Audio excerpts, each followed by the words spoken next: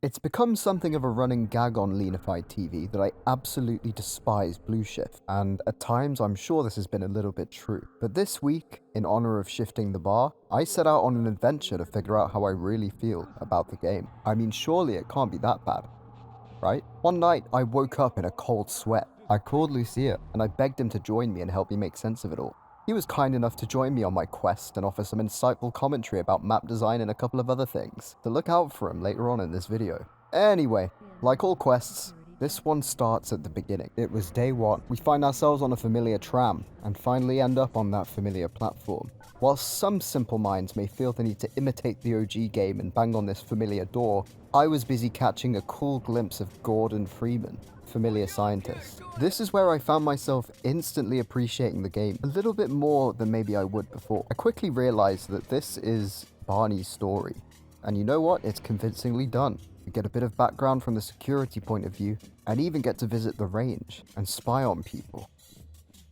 And we even get a different perspective of the scientists, one that makes me actually look forward to the coming events. This wasn't without its annoyances though. For one, when I came to record some of this footage, I couldn't get through the door here because I didn't have my vest. But when I came to get my vest, it just wouldn't let me grab it. I then found out you have to sit through the whole tram ride in order to be able to pick up the vest. I refused to do that, so instead spent longer than that would have taken figuring out that I needed to type SV cheats 1 and give item suit. Even though I had the suit, he still wouldn't let me in. So I had to go downstairs, pick up the vest from the locker, which it now let me do, stuff myself into it, and probably looking like Ethan Klein, I was finally able to get through the damn door. But I don't remember this ever being an issue in Anomalous Materials. Anyway, back on track. Everything goes wrong. Spectacularly. It's a very cool sequence, if a little bit goofy. Once the game had earnestly started, I started to take a note of the differences between Blue Shift and Orange Shift. For example, the suit system is different in this game. No charges for you, Barney, you low-tech caveman.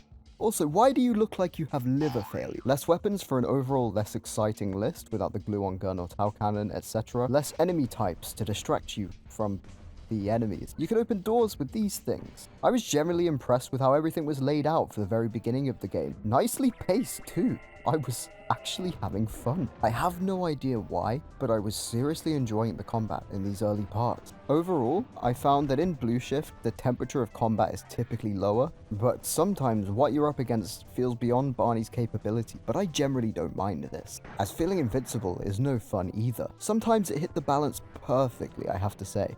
Overall, my first day back on the Blue Shift actually impressed me despite a couple of hiccups. I still had a few days left to look at the gameplay, story, and maps in more detail, but upon realizing I had no idea what I was talking about when it came to map design, I kicked the ball over to Lucia, known for not just his great content, but his Gmod maps too. Take it away, Lucia. Hey there, Leanify is taking a much needed smoking break and thus asked me to take over for the map segment. And I think I can offer some good commentary. By the way, by smoke break I mean that he will be taking a break from smoking for the next 2 minutes. His lungs need it. You don't have to do subtitles here. Oh, true, sorry.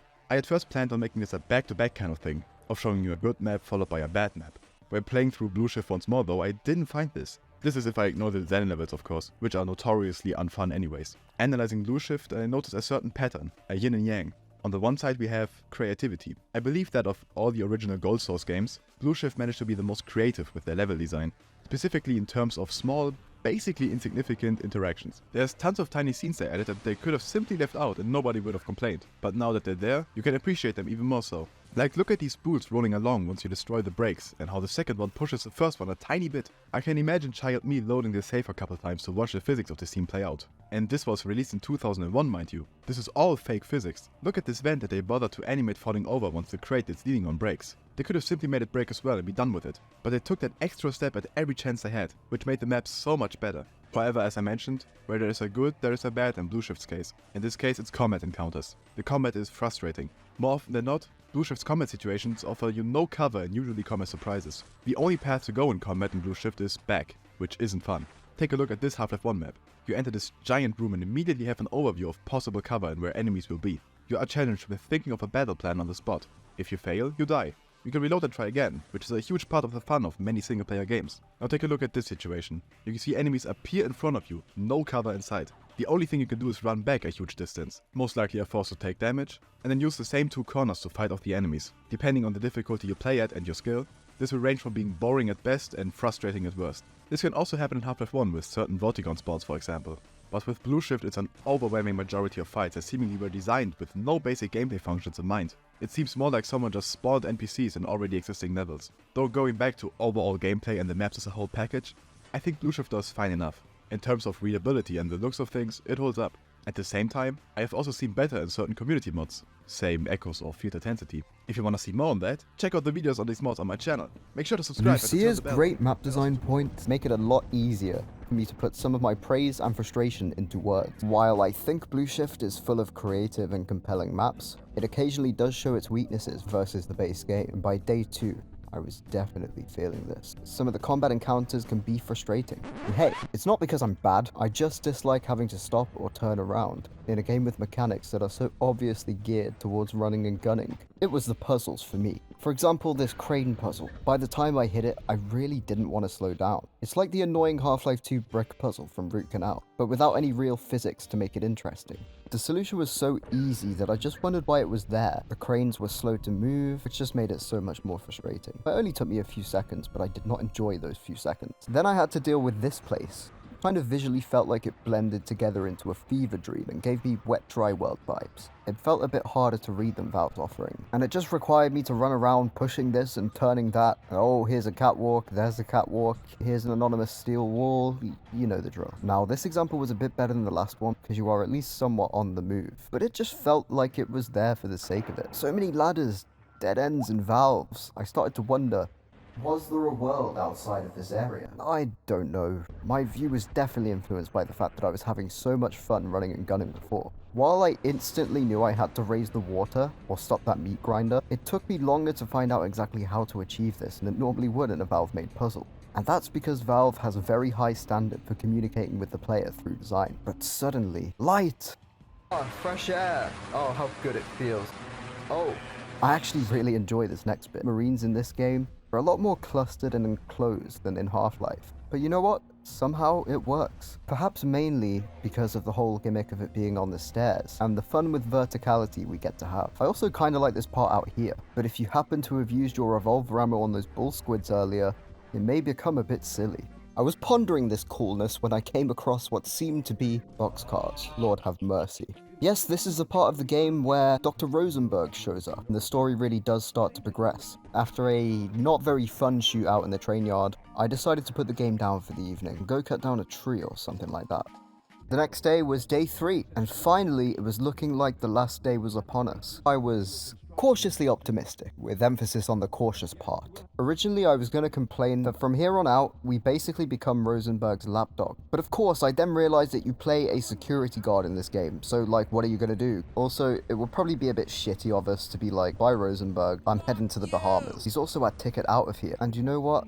The Berg is a pretty cool character, and feels a great deal of responsibility in helping his nerd pals escape. Kinda like a mini Freeman. He also actually looks and sounds like a real person who could exist this century, and I dunno, I find that kind of endearing. Like, he's the only level-headed guy stuck in a world of goofy pencil-pushing mad scientist stereotypes.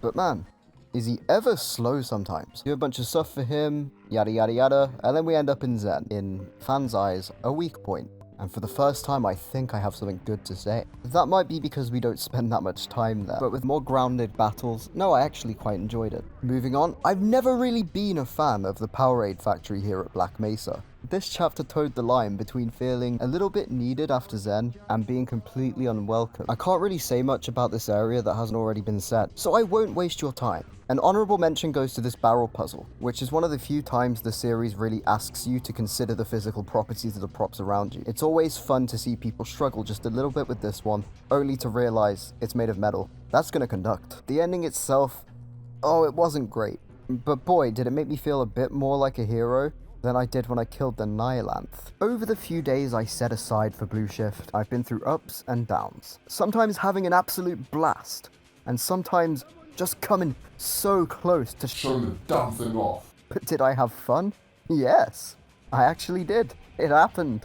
I realize that a lot of the hate this game gets is because it's just got less moving parts than its counterparts. Really, Blue Shift was never supposed to be on the same level as these two games, but if it was the only Gold Source game, I truly do believe people would eat it up. So maybe judging it alongside Half-Life and Opposing Force is just a waste of everyone's time. Great. Now I've got to redo that damn tier list. But you know what? Despite everything, I kinda love Blue Shift. You don't love it as much as I do though, that's for sure. Actually, I'm pretty certain I love it more than you do. If you love Blue Shift so much, then tell me Rosenborg's first name. See, I knew. Oh, shut up, man. You don't know either. Nope, I do. No, you don't. I do. That's I do. never I been do. explained I in do. canon. I do. Who cares about canon, dude? Everyone cares about canon. I don't know. Well, let me tell you, his name is... Oh God! No! It's Doctor!